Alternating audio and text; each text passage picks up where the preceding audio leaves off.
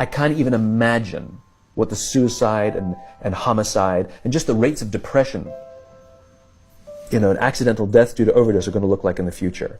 It's going to reach epidemic proportions. It's already, the statistics are already alarming, and yet nobody's sounding any alarm bells. Parents have to intervene. We have to stop giving our kids free access to social media and phones at young ages. They are not ready for it. Their minds cannot cope with the dopamine. They can only have it up to a certain hour, and you take it away. They're children. You can take the phone away. We've got to intervene as parents. But as companies, we now have to deal with the influx of kids that are coming into our companies with addiction. Watch, I see it all the time. Walk through any office. You'll see the older employees have their phones on the sides of their computers as they're working. You'll see the youngest employees have their phones face up in front of their keyboards between their arms as they're working. And this is how they work.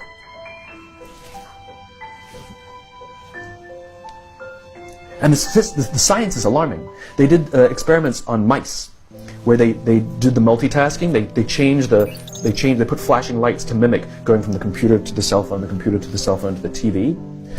The mice that were exposed to the changing lights, it took them 3 times longer to solve a maze than the mice that weren't, and the damage was permanent. There is a subconscious reaction to these devices when we use them, okay? What if I were to hold my phone while I'm talking to you? I'm not checking it, it's not buzzing, it's not beeping, I'm nothing, I'm just holding it. Do you feel at this moment that you are the most important thing to me right now? No, you do not. Because there is a subconscious reaction we have to the device. When it is out, it makes the people around us feel that they are less important. So when we're walking down the halls in our offices and somebody says, hey boss, can I ask you a question? You go, sure, what's on your mind? We've just told them they're not that important. Or we can go, sure, what's on your mind? And if you don't have a pocket, find a shelf, put it on the shelf, come back and say, sure, what's on your mind?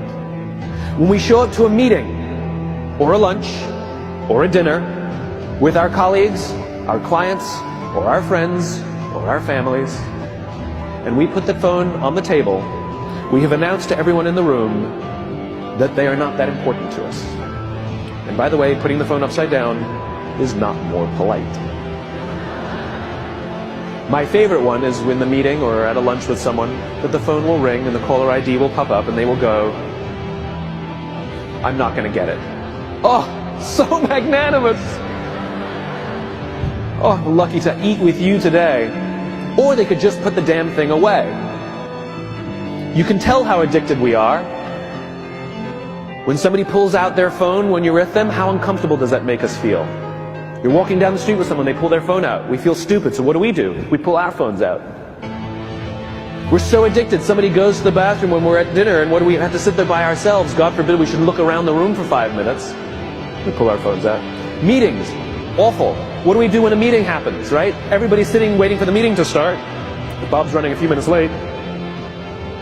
Bob's here? Okay, start the meeting. Do you know when relationships are built? All that in between time.